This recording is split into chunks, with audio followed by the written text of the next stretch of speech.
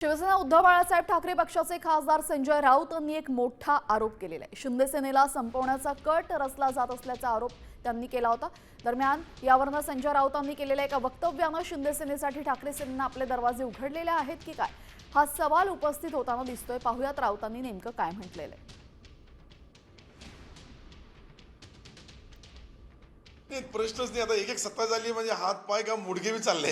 शिवसेनेचे 6 आमदार 1 खासदार इतकी मोठी ताकद इतकी मोठी शक्ती कोणत्याही जिल्ह्यामध्ये नाहीये आणि त्याच जिल्ह्यामध्ये शिवसेना संपू लागली। पालकमंत्री आमचा आहे, सर्व आमचा आहे, तरी संपू लागली। याचा अर्थ काय?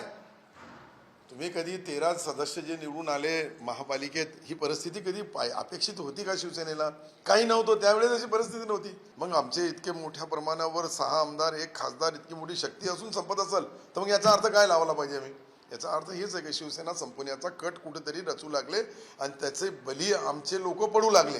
त्याचे परिणाम शिवसेनेवर निश्चित होणार। ज्या पद्धतीनं भारतीय जनता पक्ष यांचं मर्दन करताय, अपमानित करताय, जर कोणाला वाटलं की नाही आपल्याकडून चूक झाली,